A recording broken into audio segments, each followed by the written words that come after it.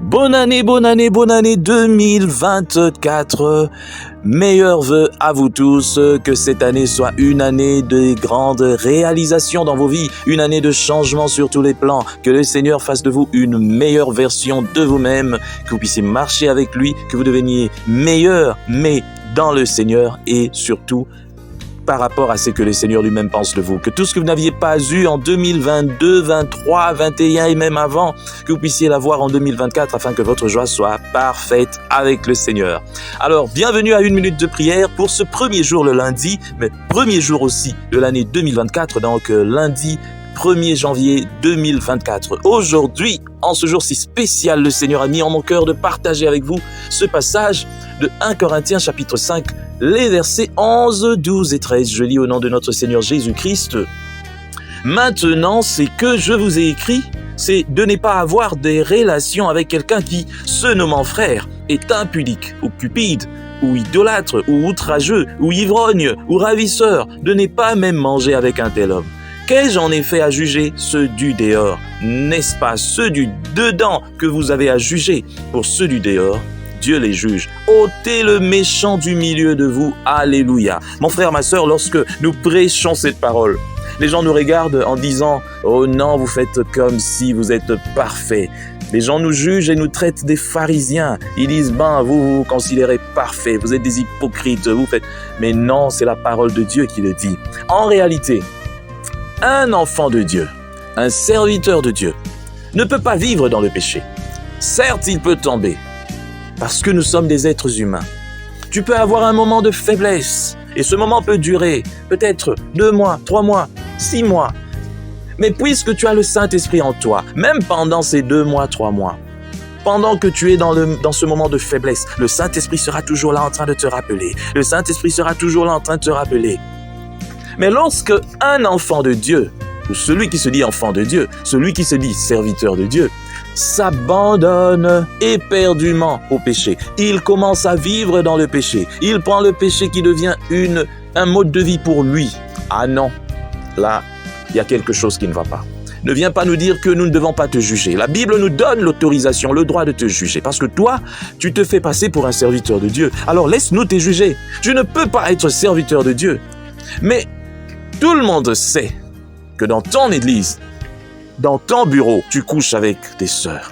Et ce qui est encore grave, même avec des petites filles, parce que tu adores les petites filles. Mais tu es un vieux papa, tu es un serviteur de Dieu, vieux papa. Tu montres ta nudité, ta malédiction à des petites filles. Et là tu dis non, ne me jugez pas parce que je suis un serviteur de Dieu. Mensonge. La Bible nous donne le droit de te juger. Parce que tu dis que tu es du dedans. Dis-nous seulement que tu n'es pas un enfant de Dieu. Alors nous te laissons tranquille. Tu peux vivre ta vie comme tu veux. Mais si tu dois enchaîner des conquêtes honteuses dans ton église avec des petites filles, alors tu n'es pas un serviteur de Dieu. Ça m'a fait tellement mal. Cette jeune fille de 22 ans maintenant, qui est venue me raconter un jour, papa, j'ai été abusé par 3 serviteurs de Dieu. J'étais encore jeune, je ne savais rien, ma maman m'a confié à un serviteur de Dieu. Et cet homme a dit que j'étais possédé. Et pour que ces démons sortent, il devait avoir des relations sexuelles avec moi. Et on a eu ces rapports plusieurs fois. Et après lui, il y a un autre homme des dieux qui est venu, qui a dit « Cet homme-là avait mis des choses sur toi. Pour l'enlever, je dois encore avoir des rapports avec toi. » Et le 3e enfin. Et sa vie était chamboulée. Voilà des gens qui ne veulent pas qu'on puisse les juger. Et ça, c'est encore grave, parce que ça, c'est pas pour assouvir seulement les besoins, les désirs sexuels peut-être, mais ça, c'est aussi pour faire du mal, tout justement, aux enfants de Dieu. Parce que là, ce sont carrément des sorciers, ce ne sont pas des personnes normales. En effet, si tu te dis serviteur de Dieu, enfant de Dieu, tu ne peux pas enchaîner des scandales et des scandales. On doit être sincère, on doit être clair. Soit tu n'es pas encore converti, tu es faux. On apprend des grands scandales sur toi, mais tu es là, ça te plaît au fait. Et tu ne veux même pas te mettre à l'écart, mais tu es là. Si tu chantes, tu veux chanter toujours quand on te voit, parce que toi, tu te dis, bon, moi, je suis privilégié chez Dieu. Le gens te voit, le monde peut-être te voit. Et tu fais peut-être, tu trompes les gens. Mais Dieu te connaît. Il sait qui tu es. Et tu n'as pas changé. Tu continues toujours. Tu es un danger. On ne peut pas laisser les enfants d'autrui t'approcher parce que tu vas les détruire. Et des gens comme ça dans la société, dans l'Église, parlons de l'Église, la société admet tout. La Bible nous dit d'ôter ces genres de personnes du milieu de nous, ces gens qui font profession de foi, mais qui, dans leur vie, montrent totalement le contraire. Je répète encore, tu peux tomber. Oh oui, je t'ai tombé. Tu te relèves. Et puis après quelque temps, bon, par moment de faiblesse, tu tombes encore. Tu te relèves. Mais toi, c'est ta façon de vivre comme ça. Donc ton nom, c'est tombe. Parce que tu tombes à tout moment. Tu étais tombé avec la sœur A, tu es tombé après 1 mois avec la sœur B, après 4 mois avec la sœur C, et ce sont des scandales parce que tu es connu. Tout le monde observe les scandales. Je tiens à te dire quelque chose si tu me suis aujourd'hui. Peut-être tu sais que je parle de toi. Moi, je parle en général. Si tu penses que je parle de toi et que tu me suis, j'aimerais bien que tu puisses m'écouter. Cette année, puisque nous sommes aux premières heures en tout cas de cette année 2024, au premier jour, je te dis, Dieu te laisse maintenant le temps, cette année, pour changer.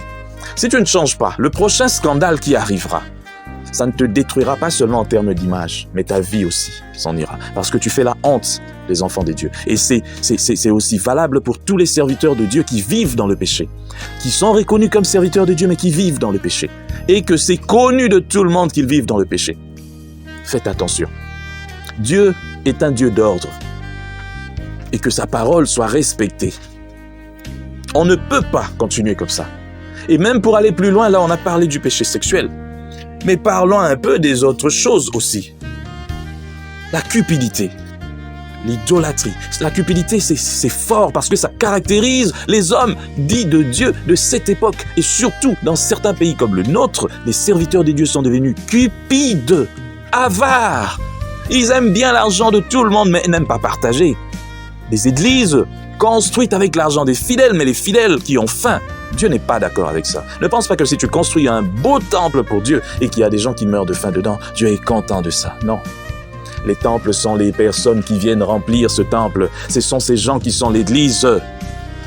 Une parole simple à comprendre, mais difficile. Tu veux construire ce temple pour qu'on dise « Ah, voilà, telle personne avait construit ce temple. » Mais ça sont les hommes qui voient ça comme ça. Dieu ne voit pas ça comme ça. Qu'as-tu fait des temples qui étaient à l'intérieur de ce temple? Quel témoignage ces gens ont de toi? C'est ça le problème. Que cette année soit une année où tu ne vas pas t'enrichir seul. Hé, serviteur de Dieu, tu veux avoir des immeubles, tu veux avoir des comptes en banque, tu veux aller dans le monde entier. Mais il y a des gens dans ton église qui souffrent. Que cette année ne soit pas une année pareille, mais que ce soit une année où quand tu es serviteur de Dieu, tu penses aussi à ceux-là qui ont faim, à ceux qui ont soif, à ceux qui n'ont nulle part où habiter. Commencez par mettre vos maisons au service de vos fidèles. Tu avais choisi ce travail.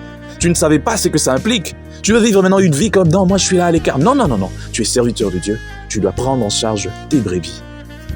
Dieu te les a confiés pour que tu prennes soin d'eux. Sur tous les plans, spirituels, matériels, physiques, tu dois être là. Comme un bon papa, tu dois être là. Que le Seigneur bénisse sa parole qui vient de sortir ce matin. Que cette année soit une année de changement, des grands changements. Que nous puissions vivre la vie de Jésus en vérité. Que notre foi soit vécue en vérité et non en parole. Et que les cœurs changent. Au nom de Jésus-Christ, nous allons prier.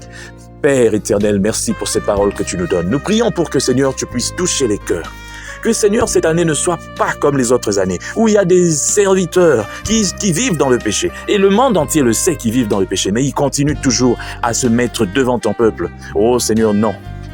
Que cette année soit une année où si les gens ne veulent pas changer, que tu puisses les retirer. S'ils veulent continuer à vivre dans le péché, que Seigneur, tu puisses mettre fin à ça. Nous voulons, Seigneur, que tu puisses donner un message fort à l'Église en cette année. La cupidité, l'avarice et toutes ces choses, la magie, l'occultisme dans l'Église doit cesser au nom de Jésus. Nous voulons que ça cesse, Seigneur. Fais cesser ces choses, car ton Église est en train d'en pâtir. Nous t'avons ainsi prié, en ton nom Jésus-Christ. Amen. Chers frères et sœurs, dans le Seigneur, vous avez l'occasion de servir Dieu avec votre temps, avec votre intelligence, mais aussi avec vos moyens. Soutenez, restez unis dans 1 minute de prière chaque jour. Écrivez-nous, envoyez vos dons ici. Que Dieu vous bénisse.